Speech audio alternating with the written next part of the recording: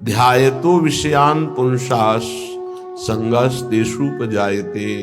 यदि तुम विषय चिंतन न करो तो किसी विषय में सुख नहीं है। तुम्हारा जब एकांत में चिंतन बनता है तब वो तुम्हें चिंतन के कारण सुखानुभूति होती है, ना कि उस विषय में सुख है। जैसे एक कुत्ता सूखी हड्डी लेकर एकांत में भागता है कि मेरे सुख को कोई छीन न ले, और जब चबाता है तो उसी की गलफरों से रक्त स्राव होकर हड्डी में दिखाई देता है। उसको लगता है इसमें रस है, इसमें पावर है, कुछ नहीं। ऐसे ही अज्ञानी पुरुष के द्वारा समस्त भोगों के भोगने का जो चिंतन है, वही चिंतन उसे सुखानुभूति कराता है, न कि भोगों में।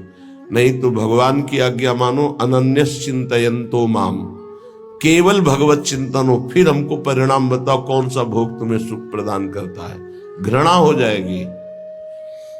ये भगवत प्राप्त महात्मा कह रहे हैं, इनके वचनों को मानना चाहिए, अनुभव में नहीं उतरना चाहिए। ऐसा दलदल है भोगों का कि आज तक कोई अनुभव करके नहीं निकला है। जब निकला है तो रो के असंतुष्ट होकर के ही छोड़ा है। कभी कोई ऐसे भोग नहीं छोड़ पाया कि बहुत भोगा, हमें तृप्ति हो गई, अब मैं जा रहा हूं भगवान की शरण में। ऐसा कभी नहीं हुआ, एक भी नहीं हुआ। चाहे जितना बड़ा सम्राट हो, चाहे जितना भोग बाहुल्यता हो, रोया, पश्चाताप किया और असंतुष्ट होकर, अतृप्त होकर त्यागा। वही बात आज है आपके हृदय में कि आप अतृप्त हैं, भोगों से असंतुष्ट हैं, तो अनुभव के लिए मत जाइए। गुरुजनों की, महापुरुषों की बात मान लीजिए और उसका चिंतन छोड़ दीजिए। बस खास बात है, तुम्हारे को अगर कोई परेशान करता है तो तुम्हारा चिंतन परेशान करता है। अंदर से ठीक बैठकर देख लीजिए। बड़े भाग्यशाली उपासक है जिन्होंने अपने चिंतन को बचाने की चेष्टा की। कोई भी क्रिया तब होती है जब चिंतन होता है। ये बहुत सिद्धांत है, भगवान के वचन है। ध्यायतो विषयान पुंसास संगस तेषुपजायते। जब हम किसी विषय का ध्यान करते हैं, चिंतन करते हैं, मनन करते हैं, तो हमारे अंदर उसके भोगने की इच्छा प्रकट होती है। चाहे वो कोई खान पान की वस्तु हो, पहनने ओढ़ने की वस्तु, ये सब भोग के अंतर्गत आते हैं। सर्वेंद्रियार्थाः, समस्त इंद्रियों के अर्थ भोग अलग अलग है।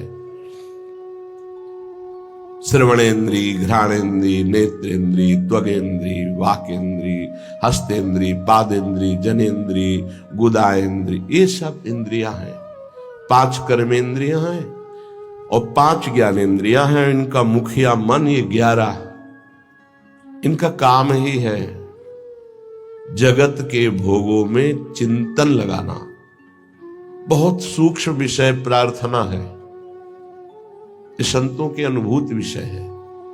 चिंतन किसी विषय का ना हो और फिर कोई भोग भोगो, बिल्कुल 100 में 100% आपको सुख नहीं मिलेगा। और ऐसे महापुरुषों का जो चिंतन भगवान में स्थित है, प्रियालाल में स्थित है, उनके लिए कहा गया वो विषयान गृह्णन्त मुंचन्त, वह कोई फर्क नहीं पड़ता। विषय सेवन में, पाप कृत्य में, पुण्य कृत्य में अंतर से देखा जाता है कि उसको बराबर 5 व्यक्ति बराबर वही क्रिया कर रहे हैं, चाहे वो पाप की हो या पुण्य की हो, लेकिन 5 का फल अलग अलग हो सकता है। एक का राग नहीं है, बिल्कुल केवल क्रिया है, बिल्कुल राग नहीं है, बिल्कुल नहीं बंधेगा, उसका हर कर्म अकर्म हो जाएगा। एक है बहुत कम राग है, उसको बहुत कम फंसाओ उसको होगा। एक है संपूर्ण राग चित्त में है, उसको पूरी आसक्ति उसकी दुर्गति करा देगी। अंतर से तुम कितना चिंतन करके उस भोग को स्वीकार किए हो, बस खास बात है। इसलिए भगवत प्राप्ति के मार्ग में चाहे जो विषय हो, यदि वो बहुत प्रिय लग रहा है, और उसका हमारा चिंतन बना है, तो उसे हमें सेवन नहीं करना चाहिए, चाहे वो कितना सतोगुणी भोग क्यों ना हो, क्योंकि हमारा चिंतन बना है। और अगर हम भोगेंगे तो चिंतन पुष्ट हो जाएगा, और बार बार चिंतन होगा तो हमारे चिंतन में विघ्न पड़ेगा। इसलिए जिस वस्तु का चिंतन हो कि आज तो अमुक चीज खानी है, अमुक चीज देखनी है, अमुक चीज भोगनी है, उसका बहुत सरलता पूर्वक यदि माया ने सानिध्य दे दिया है तो भी ना भोगा जाए, ये बहुत अंदर से अध्यात्म पुष्टि की बात है, इसे समझ लो। श्रीपाद कह रहे विषम, पहली बात यह है कि तुम हर्षित होकर जे ही भोग में जाओगे तो परिणामता तुम्हें शोक मिलेगा, क्योंकि द्वंद्व है ये विषम है। हरिवंश महाप्रभु इसी संसार पर विजय प्राप्त करने के लिए प्रेम की बात कही है। अगर इस संसार को जीतना है तो एकमात्र भगवत प्रेम है, दूसरा कुछ नहीं, दूसरी किसी की सामर्थ्य नहीं है। प्रेम में बहुत प्रबल शुभ अशुभ दुर्ग विध्वंस बल तब जयति जयति जग उज्जय। सेवक जी महाराज कह रहे जीति विषम संसार कीर्ति जग विस्तर है। जीति विषम संसार कौन? जय जय श्री हरिवंश नाम गुण गाई है, जो नाम जप कर रहे हैं, लीला गायन कर रहे हैं। विषम निरय वदभाति सर्वेन्द्रियार्थाः, इंद्रियों के जितने भी भोग हैं ये सब नरक प्रदान करने वाले हैं, इनमें किंचन मात्र सुख नहीं है। श्री कृष्णचंद्र जी ने गीता जी में कहा दुख योनयः, अर्थात केवल ये दुख प्रकट करते हैं। पक्की बात है, सच्ची बात है। अज्ञान के कारण आपको ऐसा लगता है कि इंद्रियों के भोग भोग कर मैं सुखी हो रहा हूं, लेकिन सत्य विषय यह है कि जब उनको भोगो तो अंदर से आता है कि जो मैं चिंतन में सुख प्राप्त कर रहा था वो तो है ही नहीं। बड़े बड़े भोगियों को घृणा होने लगती है, पर वो घृणा दूसरी तरह की होती है, वैराग्य नहीं होता। उस शरीर से नहीं, दूसरे शरीर में, उस शरीर से नहीं, तीसरे शरीर में, ऐसे वो भटकता है। और जो विवेकी होता है वो संपूर्ण भोगों से नरकवत अपना पिंड छुड़ा लेता है। इन भोगों के भोगने में तुम्हारा चिंतन प्रधान है और कुछ नहीं। सर्वेंद्रियार्था, समस्त इंद्रियों के अर्थ, उनके भोगने का चिंतन और भोग क्रिया ये नरक प्रदान करती है। नरक स्पष्ट। सर्वे भोगा भवंति प्रबल गरल, क्योंकि जितने भी भोग हैं ये प्रबल विष है। प्रबल विष, प्रबल विष का मतलब होता है तत्काल असर करने वाला। एक मीठा विष होता है, महीनों में असर करता है, लेकिन भोग तत्काल पागल बना देने वाला है। चिंतन हुआ, सानिध्य भोग का हुआ, पागल बन गया, क्या करना चाहिए क्या नहीं करना चाहिए सब भूल गया। देखो कितना असर चढ़ा उसका, कि उसका चिंतन, उसकी क्रिया सब भागवतिक मिट गई, और उस समय वो कामांध हो गया, उस समय वो वासना में हो गया, सारा चिंतन खत्म, सारी की सारी वृत्ति। ये जहर है, इसे कह रहे सर्वे भोगा भवंति प्रबल गरल। ये प्रबल विष है जो तत्काल चढ़ता है, देखने से चढ़ता है, छूने से चढ़ता है, चिंतन से चढ़ता है, फिर भोगने से क्या होता होगा। ये ऐसा प्रबल गरल है, विष है, कि एक विष तो खाने से ही केवल एक शरीर में चढ़ेगा, एक जन्म नष्ट करेगा। लेकिन ये भोग कह रहे सर्वे भोगा भवंती प्रबल गरला, ये इतना बड़ा विष है कि देखने से चढ़ जाता है, सुनने से चढ़ जाता है, चिंतन से चढ़ जाता है, फिर भोगने से क्या दुर्गति होगी। इसलिए कहा निरवय वदभाति सर्वेन्द्रियार्था, जो इंद्रियों के भोगों का चिंतन करके उनको भोग कर सुखानुभूति करते उनको नरक की प्राप्ति होती। भगवान ने भी कहा त्रिविधम नरकश्चेदम द्वारं नाशन मात्मनः कामः क्रोधा तथा लोभा तस्मादेत्रेम त्यजेत। ये तीनों नरक के द्वार हैं, काम क्रोध लोभ, ये निश्चित नरक प्रदान करते हैं। वन्युद्भट ज्वाल कल्पाहा, और ये भोग क्या करते हैं, हृदय को जलाते हैं, अग्नि जैसे जला करके त्वगेंद्री को, शरीर को कष्ट देती है। लेकिन ये कारण शरीर तक प्रभाव डालते भोग, स्वभाव, अंतःकरण, इंद्रियां और स्थूल शरीर भी। इस तीनों शरीरों पर विष का प्रभाव पड़े, ऐसा विष की रचना आज तक नहीं हुई प्रकृति में। प्राकृतिक विष केवल स्थूल शरीर पर प्रभाव डालता है, इस पर। लेकिन ये सर्वे भोगा भवंति प्रबल गरलहा, ये स्थूल शरीर पर भी प्रभाव डालते हैं, सूक्ष्म शरीर को वशीभूत कर लेते हैं और स्वभाव को बिगाड़ देते हैं। देहाभिमानी पुरुष जब इंद्रियों के द्वारा विषयों का चिंतन करके भोग करता है तो उसके तीनों शरीर बर्बाद हो जाते हैं, तीनों शरीर उसके गंदे हो जाते हैं। ये इसीलिए जो विज्ञजन है वो कह रहे हैं कि इससे बड़ा कोई जहर ही नहीं है। सर्वे भोगा भवंति प्रबल गरला वन्युत भट ज्वाल कल्पाहा, हृदय जलाता है, भोगने पर भी जलन, भोगने के बाद भी पश्चाताप की जलन, पश्चाताप की जलन। और वो पश्चाताप टिकाऊ नहीं होता है। 1 घंटे 2 घंटे जलन हुई, तीसरे घंटे फिर उसी भोग की चिंतन वृत्ति, फिर वही भोग की क्रिया। बड़ी दुर्गति है संसारिक जीव की, बड़ी दुर्गति। ऊपर से चिकना चुपड़ा शांत नजर आ रहा है, अंदर देखो इसमें लिखा है वन्युत भट ज्वाल कल्पाहा, कामाग्नि, क्रोधाग्नि, लोभाग्नि, उससे जल रहा है वो।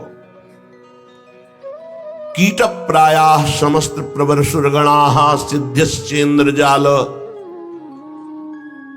कह रहे कि बड़े महापुरुष हैं, इसलिए कह रहे हैं कि इन कीड़ों में और देवताओं में कोई फर्क नहीं है। क्यों? प्रारब्धानुसार कीड़ा भी अपने भोग को भोग रहा है, देवता भी भोग को भोग रहे हैं। देवता कोई नवीन कर्म करके भजन थोड़ी कर रहे हैं, अपने पूर्व पुण्यों को भोग रहे हैं। तो कीट प्रायः समस्त प्रवर सुरगणाः, ये प्रवर माने होता श्रेष्ठ, श्रेष्ठ जो देवता लोग हैं हमारी दृष्टि में कीड़े से ज्यादा नहीं है। क्यों? क्योंकि जैसे कीड़ा अपना प्रारब्ध भोग रहा है, ऐसे देवता अपने प्रारब्ध भोग रहे हैं। शुभ कुछ नहीं है उनके पास, नवीन कर्म नहीं, जितना रुपया जमा उसका भोग कर रहे हैं। जैसे बढ़िया होटल है, हर व्यवस्था है, आपका पेमेंट है तो आप भोगिए हर भोग। जिस दिन पेमेंट खत्म हो धक्का मार के बाहर कर दिए जाओगे। ऐसे ही स्वर्ग से धक्का मार के गिरा दिया जाता है। उसके गले में एक माला पड़ी होती है, वो माला नित्य नवीन सुगंधित रहती है जब तक उसको स्वर्ग में रहना है। और जहां माला कुम्हलाई तो पता चला कि पुण्य नष्ट हो गया। अब उसको भारी वियोग, उसका विमान छिन जाएगा, उसका महल छिन जाएगा, उसको अप्सरा जो मिली थी वो सब भोग सामग्री एक क्षण में हटा के, देव शरीर से हटा के भ्रष्ट कर दिया गया। फिर मृत्यु लोक में क्या बनेगा कि कीड़ा पतिंगा क्या बनेगा वो भगवान जाने। इसीलिए कह रहे मेरी दृष्टि में कीड़े से और देवता से समानता जब करते हैं तो बराबर नजर आता है। वो अपने प्रारब्ध का भोग भोग रहा है, अपने प्रारब्ध का। तो बोले मनुष्य का उदाहरण क्यों? मनुष्य श्रेष्ठ है देवताओं से। क्यों? क्योंकि वो राधा राधा कृष्ण कृष्ण जप करके वो भगवत प्राप्ति कर सकता है, देवता नहीं कर सकते। कीट प्रायाः समस्त प्रवर सुरगणाः सिद्ध्यश्चेन्द्र जाल। अब कह रहे ये जो अष्ट सिद्धियां और भी 28 सिद्धियां और भी अन्य छोटी सिद्धियां, बोले ये इंद्रजाल है, कोई भगवदानंद नहीं है। इंद्रजाल माने होता है जो है नहीं पर दिखाया जा रहा है, माया का, जादू का एक नया तमाशा। सिद्धियां क्या है? माया का एक नया तमाशा। अगर उनको और क्या तमाशा, यही है अभी यहां है और इसी समय कहीं और है। जब दोनों अरे बड़े तो सिद्ध पुरुष हैं, अभी तो यहां हमारे सामने, तो बोले ठीक इसी समय हमारे पास भी थे, बोले बड़े सिद्ध पुरुष हैं। ये क्या है? कोई खास बात थोड़ी है। अष्ट सिद्धियां सिद्ध्यश्चेन्द्र जाल, ये इंद्रजाल माया जादू का तमाशा है। यह है प्रेम की प्राप्ति के लिए जो हमें विकलता चाहिए वो यहां कहीं नहीं टिकना। प्रायः संस्वाद्य वृंदावन रसिक रसम माद्यते मेद्य हृदयम।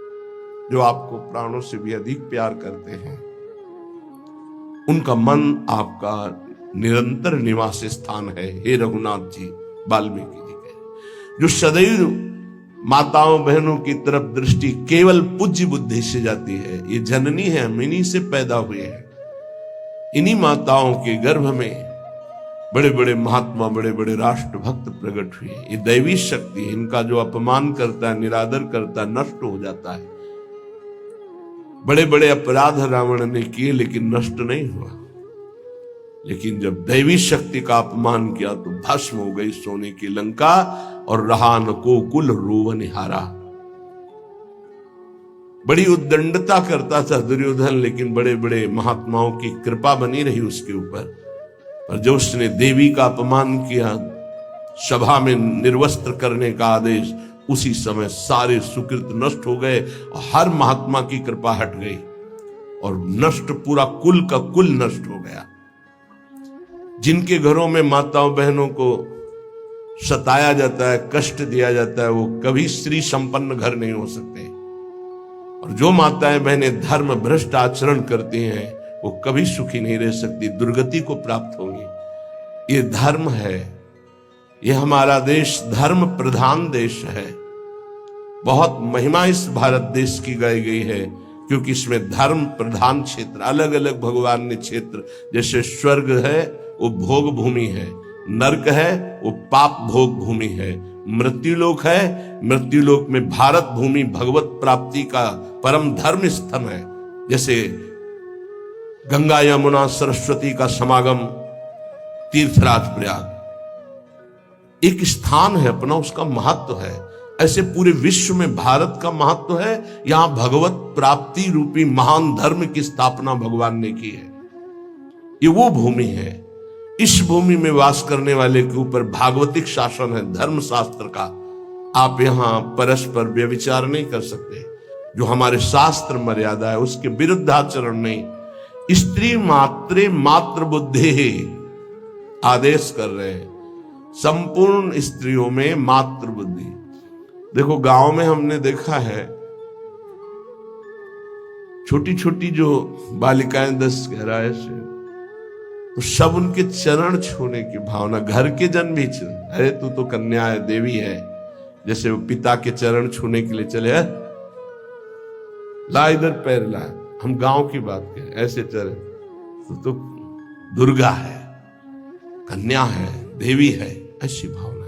नवरात्रि में पवाया जाता है ना आराधना करके, तो उनके प्रति वही बुद्धि रखो जो नवरात्रि में बुद्धि रखते हो कि ये तो सब नवीन अवस्था की बच्चियां दुर्गा स्वरूप है, देवी स्वरूप है। तो वैसे ही स्त्री मात्रे मात्र बुद्धि, ये सब जगदम्बा है, हमारी श्री जी की निज सखियां हैं।